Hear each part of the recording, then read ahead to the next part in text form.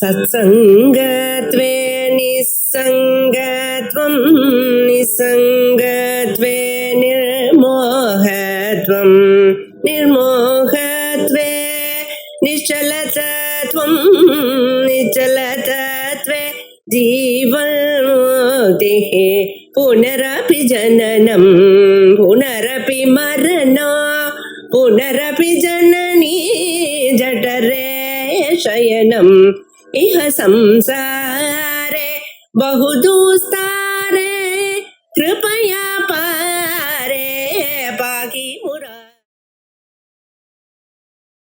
శ్రీ గురుభ్యో నమః. గురు బ్రహ్మ గురు విష్ణు గురుర్దేవో మహేశ్వర గురు సాక్షాత్ పరం బ్రహ్మ తస్మై శ్రీ గురవే నమః. శ్రుతి స్మృతి పురాణానాం ఆలయం కరుణాలయం నమామి భగవత్పాదం శంకరం లోకశంకరం. ఆత్మబోధం అనే ప్రకరణ గ్రంథంని తీసుకుని 40 శ్లోకాల వరకు చూసాము. సగం సముద్రం దాటేసాము. 68 శ్లోకాలు ఉన్నాయి. అద్భుతమైన వేదాంత గ్రంథం. వేదాంతంలో పరిచయం ఏర్పడాలని ఈ ఉపనిషత్తులు, బ్రహ్మసూత్రాలు, భగవద్గీత భాష్యం ఇవన్నీ కూడా అంత సులభంగా అందరికీ అర్థం అవ్వదు అని అపార కరుణామూర్తిగా ఉన్ని భగవత్పాదులు ఈ ఆత్మబోధం అనే ప్రకరణ గ్రంథంని మనకి అందించారు. దాంట్లో 40వ శ్లోకం రూపవర్ణాదికం సర్వం విహాయ పరమార్థవిత్ పరిపూర్ణ చిదానంద స్వరూపేణ అవతిష్టతే అని 40వ శ్లోకం చూసాము. అక్కడ పరిపూర్ణ చిదానంద స్వరూపేణ అవతిష్టతే అని చిదానంద స్వరూపంగా తన మారుతాడు, తన ఉంటాడు అని చూసాము. ఈ చిదానంద స్వరూపంగా ఉండడం అనేది మనం ఇప్పుడు 40వ శ్లోకంలో ఏంటి చిదానంద స్వరూపం అని, ఇది మన సమాధి దశమ అంటాం. మనం ఈ సమాధిలోకి వెళ్ళిపోయాం, ఈ ఋషులందరూ సమాధికి వెళ్ళిపోయారు అన్నట్టు మనం చాలా చోట్ల వినుంటాము, చాలా చదువుతాము. ఈ సమాధి దశలో ఈ చిదానంద స్వరూపంగా ఉంటే ఈ లోకమంతా ఇంకా లేదు, ఆత్మ ఒక్కటే ఉంది అనే భావంతో ఉంటారు అనుకుంటే, అయినాను ఈ జ్ఞాతృ జ్ఞాన జ్ఞేయం అనే భేదము ఉంటుంది కదా అని సందేహం అన్నమాట. అంటే మన లోకంలో ఏ ఒక్క వస్తువు తెలుసుకోవాలన్నా కూడా జ్ఞాత అన్నది నేను, తెలుసుకునేవాడిని నేను. జ్ఞానము అంటే తెలుసుకోవడం అనే ఆ క్రియ. జ్ఞేయము అంటే ఏ పదార్థంని తెలుసుకుంటున్నామో ఆ పదార్థం అన్నమాట. అంటే మనం తెలుసుకునే నేను, తెలుసుకోబడే ఆ వస్తువు జ్ఞేయము, అది కాకుండా జ్ఞానము. అలా జ్ఞాతృ జ్ఞాన జ్ఞేయ భేదం అన్నది తప్పకుండా ఉండాలి అని చూసాము. లోకంలో మనం చూస్తూ ఉంటాం అన్నమాట. అది లేకపోతే నేను ఇలా ఒక పుస్తకాన్ని తెలుసుకున్నాను, ఒక ఘటముని తెలుసుకున్నాను, అలాంటి ఒక జ్ఞానము అన్నది రానే రాదు. లోకంలో మనకు వచ్చే జ్ఞానాలన్నీనే ఈ 3 ఉంటేనే మనకి వస్తాయి అని. మనకి సాధారణంగా లోకంలో మనం అనలైజ్ చెయ్యమన్నమాట. మనకు జ్ఞానం అన్నది ఎలా వస్తుంది, ఏ రూపంలో వస్తుంది, మనం ఇలా తెలుసుకుంటున్నాం కదా, తెలుసుకుంటే ఎవరిని తెలుసుకుంటున్నాము అని మనం అంత దీర్ఘంగా ఆలోచించము. అది ఆ లోపల అనలైజ్ చేసి చూసేది అనే శాస్త్రం మనకి ఉపయోగపడుతుంది అన్నమాట. అలా జ్ఞాతృ జ్ఞాన జ్ఞేయ భేదం ఈ 3 ఉంటేనే మనకి జ్ఞానం వస్తుంది. కానీ సమాధి దశలో ఇవన్నీ లేదు కదా, మరి ఎలాగా, మరి జ్ఞానం ఎలా వస్తుంది, ఆత్మ జ్ఞానం ఎలా వస్తుంది అన్నట్టు సందేహం అన్నమాట. దానికి ముందు ఈ సమాధి అన్నది ఏంటి అని తెలుసుకుందాం. ఈ సమాధిలో 2 రకమైన సమాధులు ఉన్నాయి. సవికల్పక సమాధి, నిర్వికల్పక సమాధి అని. సవికల్పక సమాధిలో ఇంకా మనకి ఆ జ్ఞాతృ జ్ఞాన జ్ఞేయ భేదం, నేను ఇలా దీన్ని తెలుసుకుంటున్నాను అనే భేదం నిశ్చయంగా ఉంటుంది. నిర్వికల్పక సమాధిలో ఆ భేదం అన్నది ఉండదు అన్నది. సో అది ఇది 2 రకాల సమాధి అని అనుకోకుండా ఈ సవికల్పక సమాధి ఏమో నిర్వికల్పక సమాధి అనే దాన్ని, ఆ సమాధి దశని తేరుకుందుకు ద్వారముగా తీసుకోవాలి. ముందు మనం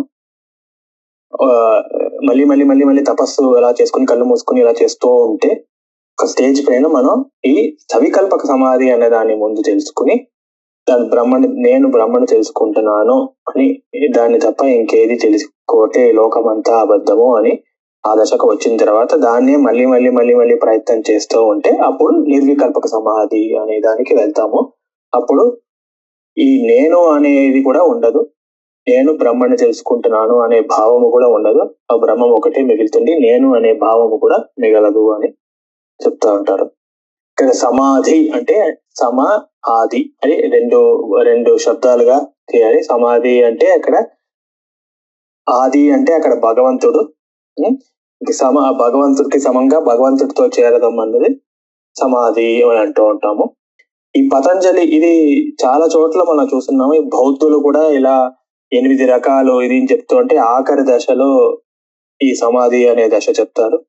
ఈ జైనులు కూడా ఈ సమాధి దశ అన్నది ఆఖరి దశగా చెప్తారు. పతంజలి యోగ సూత్రంలో కూడా ధారణము ధ్యానము అని 6, 7వ దశ అయితే 8వ దశగా ఇలా సమాధి దశ ఆఖరి దశగా సమాధి దశ అని చెప్తూ ఉంటారు. అక్కడ వాళ్ళు యోగ శాస్త్రంలో అక్కడ ఈ సమాధి అనేది 2 రకంగా ఉంది. సబీజ సమాధి, నిర్బీజ సమాధి అని అంటాడు. మన సవికల్పకం నిర్వికల్పకం అన్నట్టే ఈ సబీజ అనేది సప్రజ్ఞాత లేకపోతే నిర్ప్రజ్ఞాత అన్నట్టు అలా కూడా చెప్తూ ఉంటారు. ఈ భగవద్గీతలో కూడా మనం 2వ అధ్యాయంలో శృతి విప్రతిపన్నాతే యథాస్థాస్యతి నిశ్చల సమాధౌ వచల బుద్ధి తదాయోగమ వాప్స్యసి అని కృష్ణుడు యోగి అంటే ఎలా ఉంటాడు, ఇలా సమాధిలో బుద్ధి అచలంగా ఉంది, శృతి విప్రతిపన్నాతే యథాస్థాస్యతి నిశ్చలమైన మనస్సుతో ఎన్ని అపశబ్దాలు ఏది వచ్చినా ఈ లోకంలో ఏది తనకి ఏమాత్రం డిస్టర్బెన్స్ ఏం వచ్చినా ఎప్పుడు మనస్సు ఎప్పుడు నిశ్చలంగా ఎవరు ఉంచుకుంటారో సమాధి దశలో ఎవరు ఉంటారో వాళ్ళే యోగులు అంటారు అని భగవంతుడు కృష్ణ భగవంతుడు 2వ అధ్యాయంలో చెప్పాడు. దాని తర్వాత మళ్ళీ ఇంకా యోగి అంటే ఏంటి అని అర్జునుడు ఇంకా ముందు అడగడం అవన్నీ కూడా చూస్తున్నాం మనం ఇక్కడ. అందుకని సమాధి దశ అని చెప్పుకున్నాను. వేదాంతంలో కూడా భామతికారులు వాచస్పతి ఋషులు ఆయన 8 రకాల సమాధులు చెప్పున్నారు. సవితర్క సమాధి, నిర్వితర్క సమాధి, సవిచార సమాధి, నిర్విచార సమాధి, సానంద సమాధి, నిరానంద సమాధి, సస్మిత సమాధి, నిరస్మిత సమాధి అని. అస్మి అనే భావం సస్మి అంటే అది సస్మిత సమాధి. అహం అస్మి నేను ఉన్నాను అని, నేను ఉన్నాను అనే భావము కూడా లేకపోతే అది నిరస్మిత అస్మిత అన్నమాట. అస్మి అనే భావం లేనది నిరస్మిత అని. అలా ఇలా సమాధులు ఎన్నో రకంగా ఎన్నో మతాల్లో చెప్పబడింది. కానీ అన్ని మతాల్లోనూ ఆఖరి దశలో సమాధి దశలో ఈ జ్ఞాతృ జ్ఞేయ భేదం అన్నది లేదు అని చెప్పబడింది.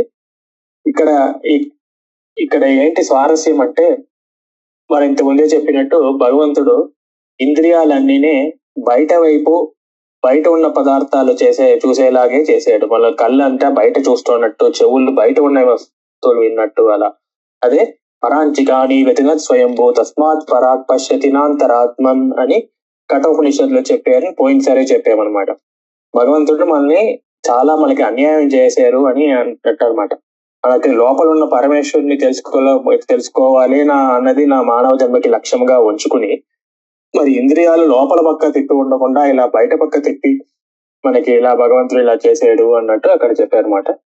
అంటే ఈ ఆత్మ అన్నది లోపల ఉంది. ఇంద్రియాల దారిగా మనకు ఏ ఒక్క జ్ఞానం వచ్చినాను ఇంద్రియాల దారిగానే వస్తుంది.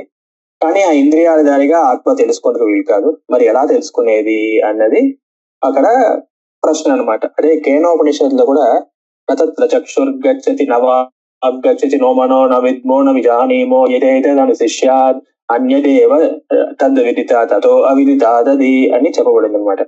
అది కళ్ళ వల్ల చూసి తెలిసిన వీలు కాదు, వాక్క వల్ల తెలుసుకుంది వీలు కాదు, అలాగే మిగతా అన్ని ఇంద్రియాల వల్ల తెలుసుకుంది వీలు కాదు, మనస్సు వల్ల కూడా తెలుసుకుంది వీలు కాలే.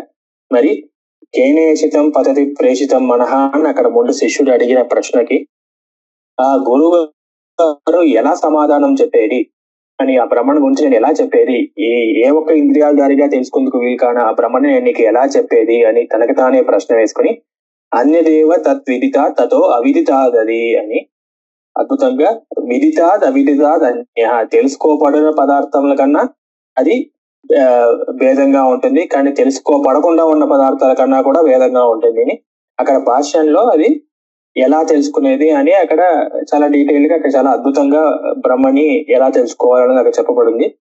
ఇక్కడ అది విషయం కాదు, మనం ఏంటంటే ఇంద్రియాల దారిగా తెలుసుకుంటాం లోకమంతా. ఆ ఇంద్రియాల దారిగా తెలుసుకునేటప్పుడు ఎప్పుడూనే ఈ జ్ఞాతృ జ్ఞాన జ్ఞేయ భేదం ఉంటుంది, కానీ ఆత్మ యందు ఈ భేదాలు ఏదీ లేదు. ఈ నేను ఈ ఆత్మని తెలుసుకుంటున్నాను అనే ఇది జ్ఞానం ఎవరికి రాదు. నీ ఆత్మ జ్ఞానం వచ్చినప్పుడు ఈ నేను అనేది ఉండదు, ఆత్మ ఒకటే ఉంటుంది. అది జ్ఞాతృ జ్ఞాన జ్ఞేయ భేద పరే నాత్మని విద్యతే నా పరే ఆత్మని విద్యతే చిదానందైక రూపత్వాత్, అది ఆనంద స్వరూపంగా చిత్ స్వరూపంగా ఉన్నది ఆ ఆత్మ. దీప్యతే స్వయమేవహి, మరి ఎలా అంటే తెలుసుకునేది ఏ ఒక్క ఇంద్రియాధారిగా తెలుసుకోవాలి అంటే దానికి లోక ఉదాహరణ అన్నమాట. సూర్యుడు మనకి ఈ లోకంలో ఉన్న పదార్థాలన్నీ చూపిస్తాడు. ఒక రూమ్ ఉంది, ఆ రూమ్ లోపల ఉన్న చాలా వస్తువులన్నీ ఉన్నాయనుకోండి. ఇప్పుడు కరెంట్ లేకపోయినా కూడా పొద్దున్న పూట మంచి వెలుతురులో ఆ లోపల ఉన్న పదార్థాలు అన్నీనే మనకు కనిపిస్తున్నాయి. కానీ ఇప్పుడు ఆ లోపల ఉన్న పదార్థాలు అన్ని తీసేసినా కూడా అక్కడ లోపల ఏమీ లేదు అన్నది కూడా మీరు తెలుసుకుంటున్నారు కదా. ఆ ఏమీ లేదు ఎలా తెలుసుకుంటున్నారు? ఆ సూర్యుడి నుంచి వచ్చే వెలుతురు వల్లే. అందుకని అక్కడ పదార్థాలు ఉన్నా ఆ పదార్థాలు ఉన్నాయి, ఆ పదార్థాలకి ఎలా తెలుసుకుంటున్నాను నేను? సూర్యుడి నుంచి వచ్చే వెలుతురు వల్ల తెలుసుకుంటాను, అందుకని సూర్యుడిని ఒకడు ఉన్నాడు అని తెలుసుకుంటున్నాను. అలాగే పదార్థాలు లేనప్పుడు కూడా ఆ సూర్యుడి నుంచి వచ్చే వెలుతురు వల్ల నేను ఇక్కడ ఏం పదార్థాలు లేవు అని తెలుసుకుంటున్నాను అని రెండు రకాల అక్కడ పదార్థాలు ఉన్నా లేకపోయినా అక్కడ సూర్యుడిని ఎలా తెలుసుకుంటున్నాను. అలాగే ఇక్కడ అన్నిటినీ మనకి కనిపించేలా చేసే ఆ శుద్ధ బ్రహ్మయమ మన సూర్యుడికి సమానంగా మనకి అన్నినే కనిపించేలా చేసేది ఆ బ్రహ్మ అన్నట్టు ఇక్కడ దీప్యతే స్వయమేవహి, తానే ఎప్పుడు స్వయంగా ఎప్పుడు ప్రకాశ స్వరూపంగా ప్రకాశంగానే ఉంటుంది, జ్ఞాన స్వరూపంగా ప్రకాశ స్వరూపంగా ఉంటూ ఉంటుంది. అందుకని దానికి విడిగా నేను తెలుసుకోవాలి అన్నది లేదు. ఇక్కడ జ్ఞాతృ జ్ఞాన జ్ఞేయ భేద జ్ఞాతృ అన్నది తెలుసుకునేవాడు అని, అది ఈ ఆత్మ అనేది తెలుసుకునేవాడే కానీ ఆ తెలుసుకునే పదార్థము కాదు అని మనం ఇక్కడ తెలుసుకోవాలి. తెలుసుకునే వాడిని ఎలా తెలుసుకునేది అన్నది ఇక్కడ వేదాంతంలో చెప్పబడింది. దీప్యతే స్వయమేవి, ఈ స్వయంగా అందరికీనే ఎవరికీనే నువ్వెవరు అంటే నేను ఎవరు నాకు తెలియదండి, నేను ఎవరు అని ఎవరో చెప్పరండి. అందరికీ లోపల నేను నేను నేను అని తెలుస్తూ ఉంటుంది. ఎవరు అడిగితే నేను ఫలానా, నా పేరు ఇంత, మా అమ్మ నాన్న ఇంత, నేను ఇక్కడ పనిచేస్తున్నాను, ఇక్కడ చదువుకుంటాను చెప్తారేమో, కానీ ఎవరికి నేనెవరు అనే దాంట్లో ఏ ఒక్క సందేహము ఉండదు అని. అది దీప్యతే స్వయమేవి, తానుగా ప్రకాశిస్తూ ఉంటుంది ఆనంద స్వరూపంగా ఆ ఆత్మ అని ఇక్కడ అద్భుతంగా 41వ శ్లోకం చూసేమో. జ్ఞాతృ జ్ఞాన జ్ఞేయ భేద పరేనాత్మని విద్యతే చిదానందైక రూపత్వాత్ దీప్యతే స్వయమేవహి అని 41వ శ్లోకం. దాని తర్వాత 42వ శ్లోకం. ఏవం ఆత్మారణౌ ధ్యానం మథనే సతతం కృతే ఉదిత అవగతిర్జ్వాల సర్వజ్ఞానేందనం దహత్ అని ఇక్కడ 42వ శ్లోకం. అరణి అంటారండి ఇక్కడ, ఈ కట్టెలు అంట, అరణి కట్టెలు అంటారు. హోమాలు చేసేందుకు ఈ కట్టెలు మనం సాధారణంగా ఉపయోగిస్తూ ఉంటాము. పాతకాలం నుంచి ఇక్కడ ఈ అరణి కట్టెలు అన్నది చాలా బాగా మండుతుంది, ఇంధనంగా బాగా పనిచేస్తుంది అని. అయితే పాతకాలంలో నిప్పులు నేరుగా ఇలా మ్యాచ్ బాక్స్ లో అలా ఉండేవి కాదు. వాళ్ళు ఏం చేసేవారంటే 2 కట్టెలని ఒకటికొకటి రాసి అప్పుడు దాని వల్ల వచ్చే ఆ నిప్పు రవ, ఆ ఫ్రిక్షన్ వల్ల ఆ నిప్పు రవ ఏ ఒక్క నిప్పు రవ వస్తుందో దాని నుంచి ఆ అరణి కట్టెలని కాల్చి దాని నుంచి హోమం చేస్తారు అని. అలాగే ఇక్కడ ఆ లౌకిక ఉదాహరణంగా తీసుకుని ఈ మనం ధ్యానం ఇక్కడ ఇక్కడ వేదాంత విషయంలో మనం ఎప్పుడు ధ్యానం చేస్తూ ఉండాలి. అక్కడ ఒక అరణి 2 అరణి కట్టెలు, ఒకటి కింద ఒకటి పైన, దాన్ని ఒకటికొకటి రాయడము అంటాం కదండి. ఇక్కడ మనస్సు అన్నది ఒక అరణిను, రెండో అరణి ఏమో ఇది ఓంకారము అని అది. అందుకని ఆ రెండు ఒక అరణి కట్టెలని ఒకటికొకటి రాసి, అది ఆ ఒకటికొకటి రాయడం అంటే ఏంటి, మళ్ళీ మళ్ళీ మళ్ళీ సమాధి తపస్సు చేస్తూ ఉన్నాం, సమాధిలా తపస్సు చేస్తూ ఉంటే అది ఒకటికొకటి అలా రాసుకొని, అప్పుడు దాని వల్ల వచ్చే నిప్పు వల్ల మనకి అజ్ఞానం అనే ఇంధనం, అజ్ఞానం అనేది నాశనమై జ్ఞానం అనేది వస్తుంది అని చెప్పబడింది. అది అందుకని మనం తపస్సు చేస్తుంటే ఓం ఓం ఓం ఓం అని తపస్సు చేయాలి. అలా చేస్తే ఆ ఆత్మని గురించి ఆలోచిస్తూ ఓంకారాన్ని మళ్ళీ మళ్ళీ చెప్పుకుంటూ అది తపస్సు చేయాలి అని. ఇది అద్భుతమైన ఉదాహరణ కైవల్య ఉపనిషత్తులో చెప్పబడింది. ఆ కైవల్య ఉపనిషత్తులో చెప్పబడిన ఉదాహరణమే ఇక్కడ భాష్యకారులు మనకి చెప్తున్నారు. ఏవం ఆత్మ అరణౌ, 2 అరణి కట్టెలు, ధ్యాన మతనే సతతం కృతే. ఈ ధ్యానం అనే దాంతో మళ్ళీ మళ్ళీ మతనం చేయడం, మన పాల సముద్రంలో అది అమృతం కోసం మతనం చేసినట్టు ఇక్కడ మనస్సును మళ్ళీ మళ్ళీ అక్కడ మతనం చేస్తూ ఉంటే అప్పుడు ఉదిత అవగతి జ్వాల, 2 అరణి కట్టెల వల్ల ఎలా జ్వాల వస్తుందో అలా ఇక్కడ అవగతి జ్ఞానం అనే జ్వాల వచ్చి సర్వ అజ్ఞాన ఇంధనం దహేతి. ఇంధనం అంటే మన హోమంలో వేసే పదార్థాలు మాటది, నెయ్యి లాంటి పదార్థాలు, ఇక్కడ అది కాలుతుంది. అలాగే ఇక్కడ అజ్ఞానం అనే ఇంధనం అది దహేతి కాలి, దానివల్ల జ్ఞానం అనే జ్వాల ఉదిత అవగతి జ్వాల, అవగతి జ్ఞానం అనే జ్వాల వస్తుంది, దానివల్ల అజ్ఞానం నాశనం అవుతుంది అని. అలా ఆత్మని గురించి మళ్ళీ మళ్ళీ ఆ మనస్సుని కంట్రోల్లో పెట్టుకుని, అదుపులో పెట్టుకుని ఓంకారాన్ని చెప్పుకుంటూ మళ్ళీ మళ్ళీ ఆ ఆత్మని గురించే తపస్సు చేస్తూ ఉన్నామంటే అప్పుడు ఈ అజ్ఞానం నాశనమై జ్ఞానం అనే జ్వాల పుడుతుంది అని 42వ శ్లోకంలో ఇలా కైవల్య ఉపనిషత్ ఉదాహరణను తీసుకుని భాష్యకారులు మనకి అందించారు. ఏవం ఆత్మారణౌ ధ్యాన మథనే సతతం కృతే ఉదిత అవగతిర్జ్వాల సర్వజ్ఞానేందనం దహేత్ అని 42. దాని తర్వాత 43వ శ్లోకం అరుణేనేవ బోధేన పూర్వం సంతమసే హృతే తథా ఆవిర్భవేద్ ఆత్మ స్వయమేవ అంశుమాన్ ఇవ అని. అద్భుతంగా మనకి ఇక్కడ సూర్య భగవంతుడు రథసారథి అరుణుడు అనుకున్న. సూర్యుడు ఎక్కడికి మనకి వచ్చినా ఉన్నాడు, ముందు అరుణుడు వస్తే అరుణుడు వెనకాల సూర్యుడు వస్తాడు అన్నట్టు. ఇక్కడ అరుణుడు అంటే ఇక్కడ ఇంతకుముందు చెప్పినట్టు ఇక్కడ సూర్య భగవంతుడు రథసారథి. తన కశ్యప మహర్షికి వినత అన్న ఆవిడికి పుట్టినవాడు. గరుడుడికి అన్నయ్యగా ఉన్నాడు. ముందు అరుణుడు పుట్టి తర్వాత గరుడు పుట్టాడు. ఈయన ఏంటంటే ఈయన ఆ కాలంలో ప్రీమెచ్యూర్ బర్త్ అన్నమాట.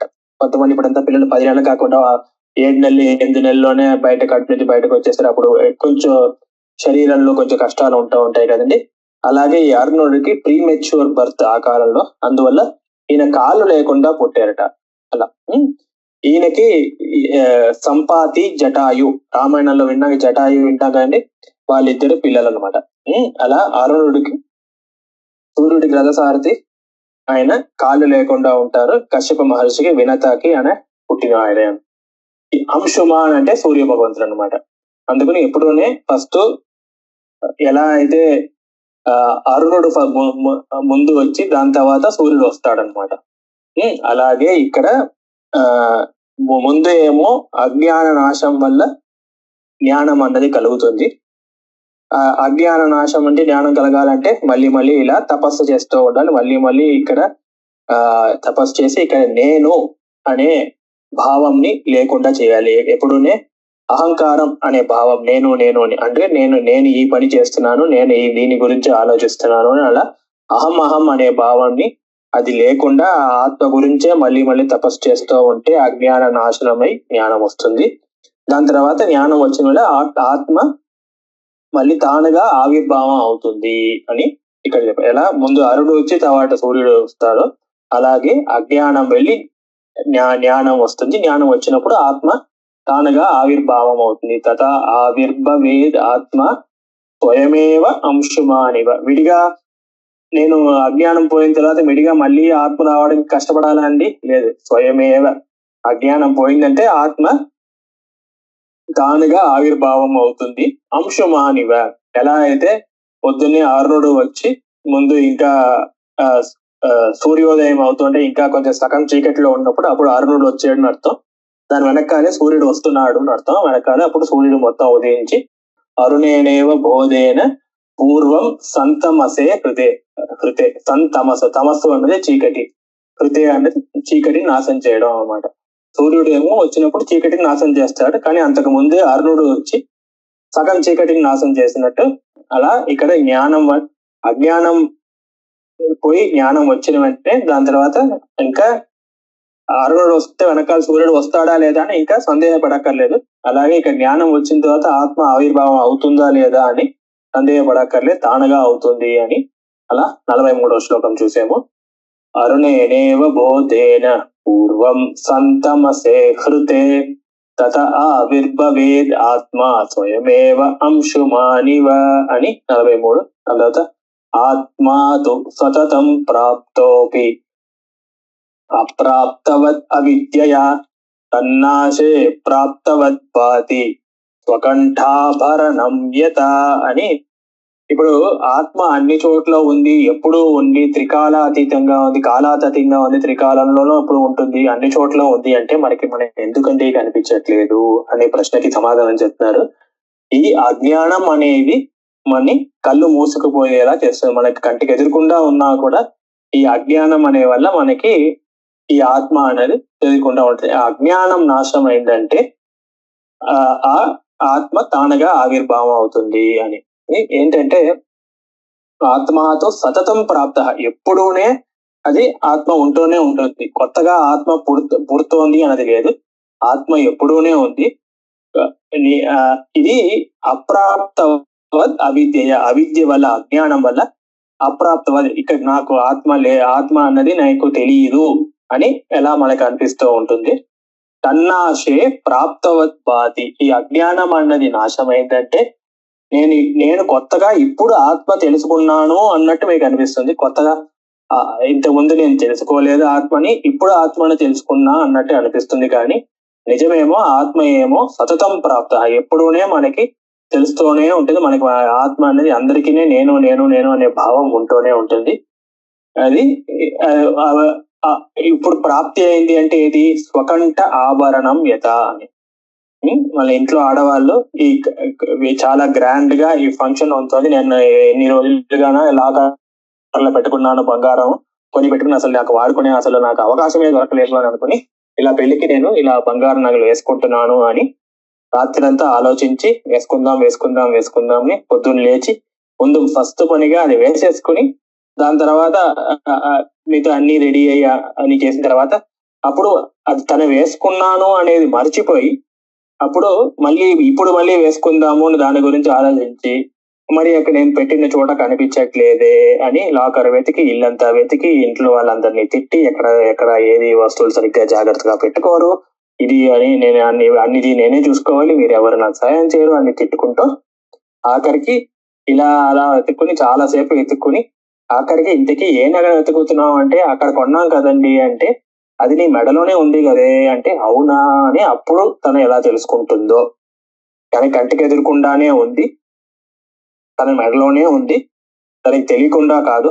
అయినాను తనకి ఈ అజ్ఞానం వల్ల ఏదో ఒక కంగారు, ఏదో అది వేసుకుందాం అన్న వేసుకున్నాము మనం ఆల్రెడీ వేసుకున్నాం అనే మాటని మరచి దానివల్ల అజ్ఞానం కలిగి దానివల్ల ఎలా తెలుసుకోదో. ఎవరైనా ఒకళ్ళు చెప్పినవైనా ఇప్పుడు నా దగ్గరే ఉన్న నగల్ని ఇప్పుడు నేను తెలుసుకున్నాను అంటే ఇంతకు తన దగ్గర లేకుండా ఇప్పుడు కొత్తగా వచ్చింది అని కాదు, తన దగ్గరే ఉన్న నగని ఎలా తెలుసుకున్నాము అన్నది. అలాగే ఇక్కడ ఉదాహరణ, ఆత్మ తన దగ్గరే ఉంది కానీ మనం తెలుసుకోలేదు. ఎప్పుడైతే ఇలా ఈ వేదాంత వాక్యాలు మహావాక్యాల వల్ల, గురువు గారి వాక్యాల వల్ల ఇది తపస్సు చేసుకుని తెలుసుకుంటే అప్పుడు ఈ ఆత్మ ఆవిర్భావం అవుతుంది. అంటే అక్కడే ఉన్నది, మనకి ఇంతకుముందు కనిపించేది ఇప్పుడు కనిపించేలా, దాన్ని ఆవిర్భావం అంటారు అనమాట. దానికి లోకంలో కూడా ఇలాంటి ఉదాహరణలు ఎన్నో చూసాము. ఈ నగల్లాగా మగాళ్ళ కళ్ళజోడు వేసి కళ్ళజోడు తన నెత్తి మీద పెట్టుకుని ఎక్కడ ఉంది అని వెతుక్కుంటూ తన ఇది తాళం చెవులు తన దగ్గరే పెట్టుకుని ఎక్కడ పెట్టుకున్నా అని అలా ఆలోచిస్తూ, అలాగే ఈ శాస్త్రంలో కూడా దశమస్తోమసి అని ఇంత ముందే చెప్పాను ఒకసారి. ఈ 10వ వాది ఎవరు 9 మంది అలా 10 మంది కలిసి ఆ సముద్రాన్ని దాటిన తర్వాత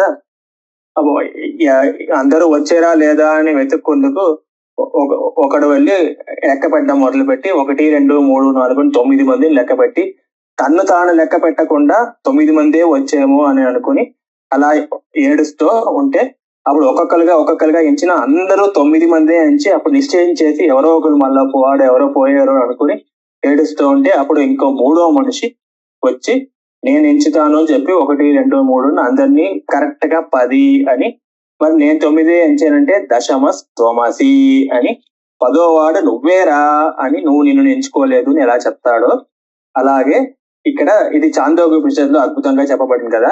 అలాగే ఆత్మ మన ముందు ఎప్పుడూనే ఉన్నా కూడా గురువు గారు ఎవరో 3వ మనిషిని చెప్పాను కదండి, అదే ఆ గురువు వచ్చి నీకు దశమస్తోమసి నువ్వే ఆత్మ అని చెప్తే అప్పుడు దానివల్ల వాడు తెలుసుకుంటాడు అని అద్భుతంగా చాందోగ్యోపనిషత్తు ఇది. అలాగే ఇక్కడ స్వకంఠ ఆభరణం తన కంఠంలో ఉన్న ఆభరణము తన కంటికి ఎదురకుండానే లేదు అన్నట్టు ఎలా అనిపిస్తుందో, అలాగే అజ్ఞానం వల్ల అప్రాప్తవద్ అవిద్యయ అని ఆత్మతో సతతం ప్రాప్త ఎప్పుడూ ఉన్న ఆత్మ అవిద్య వల్ల తనకి లేనట్టు అనిపిస్తుంది. తన్నాశే ప్రాప్తవద్ బాధి అజ్ఞానం అన్నది నాశమైందంటే అప్పుడు ఆత్మని నేను పొందేను అన్నట్టు తను అనుకుంటాడు. స్వకంఠ ఆభరణం యథ అని తన కంఠ ఆభరణం ఎలాగో అలాగా అని 44వ శ్లోకము చూసాము. దాని తర్వాత 45వ శ్లోకము స్థానో పురుషవద్ భ్రాంత్య కృతా బ్రహ్మణి జీవత జీవస్య తాత్వికే రూపే తస్మిన్ దృష్టే నివర్తతే అని ఇంతకుముందు చెప్పింది ఇంకొక విధంగా. అలాగే స్థానో పురుషవద్ భ్రాంత్య వేదాంతంలో ఇంకో ఉదాహరణ స్థానువులో పురుషుడు చూడటము అని. అంటే స్థాను అంటే అక్కడ మనం ఇది పిల్లర్ అంటాం కదండి, అక్కడ అలా ఈ బిల్డింగ్ లో పిల్లర్లు ఉంటే ఆ పిల్లర్లు ఏమో దానిపైన ఎవరో ఒక తెల్ల బట్ట ఎవరో ఆరేసారట. ఇంకా ఇప్పుడే కడుతున్నారు ఆ బిల్డింగ్ లో అప్పుడే ఆ పిల్లర్లు వేసారు. దానిపైన ఒక తెల్ల దోవతిలా వేస్తే రాత్రి పూట పడుకుని లేచాక చూస్తే అది తెల్ల దోవతి అలాగా మనిషిలా కనిపించారు అన్నమాట, దెయ్యంలా కనిపించారు. అయ్యో అయ్యో దెయ్యం దెయ్యం దెయ్యం అని చేసుకుంటే గట్టిగా అరిస్తే అప్పుడు ఎవరో లేచి దెయ్యం కాదురా అది స్థానువే అది పిల్లరే అది అని ఎవరో చెప్తే కానీ తన భయము పోలేదు అన్నట్టు. అది భ్రాంతి వల్ల స్థానో అది నిజమైన మనిషి అంటే ఆ స్థాను ఏమో మనిషిలాగా దెయ్యంలాగా కనిపించింది. అలాగే భ్రాంతి వల్ల అలాగే ఈ భ్రాంతి వల్ల బ్రహ్మ ఏమో జీవుడిలా కనిపిస్తాడు. ఈ అజ్ఞానం వల్ల ఈ బ్రహ్మ ఏమో జీవుడులా అనిపిస్తాడు అన్నమాట. కానీ ఈ బ్రహ్మని చూసిన తర్వాత జీవుడేమో జీవస్య తాత్వికే రూపే తస్మిన్ దృష్టే నివర్తతే. ఈ జీవుడు నేను జీవుడు అనే తన తాత్వికమైన రూపము ఆ బ్రహ్మని చూస్తే అప్పుడు తన జీవుడు అనే రూపము తనకి నాశనం అవుతుంది, నివర్తి అవుతుంది. తను జీవుడు కాదు బ్రహ్మ అని తెలుసుకుంటాడు అని. అలాగే ఈ భ్రాంతి మన లోకంలో అనుభవించే కష్టాలన్నీనే ఈ శరీరము మనస్సు బుద్ధితో నేను అనే భావాన్ని ఆలోచించుకుంటూ నాకు శరీరంకి నాకు కాళ్ళ నొప్పి కీళ్ళ నొప్పిని నాకు మనస్సు నన్ను నా కార్యాలయంలో నా బాస్ నన్ను చూసి ఇలా అనేస్తాడా, అంత పెద్ద మాట అనేస్తాడా, నేను ఎంత కష్టపడి పని చేస్తున్నాను అని మనస్సులోది. నా బుద్ధికి అందట్లేదు, నేను ఈ పరీక్షలు రాయాలి అంటే నేను ఎంత చదువుకున్నాను నా బుద్ధికి అందట్లేదు అని ఇలా శరీరము మనస్సు బుద్ధి ఎందు నేను అని ఎప్పుడూనే అనుకున్న వల్ల మనకి లోకంలో కష్టాలన్నీ అనుభవిస్తాం. అది కారణ నాశే కార్యనాశ అని. కారణం నాశం అంటే ఆటోమేటిక్ గా కార్యం కూడా నాశం అవుతుంది. అలాగే ఈ భ్రమం అన్నది కారణము, ఆ భ్రమము అన్నది నాశనం అయిందంటే ఆ స్థాను యందు పురుషుడు అనే భ్రాంతి పోయి అది స్థానువే అని తాత్వికమైన జ్ఞానం వస్తుంది. అలాగే ఇక్కడ అహం అహం అనే అహంకారం అనేది నాశమైందంటే అప్పుడు ఇంకా జీవితాల్లో కష్టాలే లేకుండా ఈ బ్రహ్మ స్వరూపంని తెలుసుకుని ఇంకా జీవులందు శరీరము మనస్సు బుద్ధి ఎందు ఐక్యాన్ని లేకుండా తన నిజమైన స్వరూపం బ్రహ్మ స్వరూపాన్ని తెలుసుకుని ఆనంద రూపంగా జీవుడు ఎప్పుడూనే అనుభవిస్తూ సంతోషంగా ఉంటాడు అని చెప్పుకుని 45వ శ్లోకము చూసాము. తానో పురుషవత్ భ్రాంత్యా కృత బ్రహ్మణి జీవత జీవస్య తాత్వికే రూపే తస్మిన్ దృష్టే నివర్తతే అని ఇలా 45వ శ్లోకము చూసాము. ఇంతటితో ఆపుకుంటాము. మళ్ళీ 46వ శ్లోకం నుంచి ఈ ఆత్మబోధం అనే ప్రకరణ గ్రంథం మళ్ళీ చూద్దాము. ఇంతటితో సెలవు. ఓం సహనావతు సహనౌ భునత్తు సహ వీర్యం కరవావహై తేజస్వినావధీతమస్తు మా విద్విషావహై. ఓం శాంతి శాంతి శాంతి. శ్రీ గురుభ్యో నమః. హరి ఓం.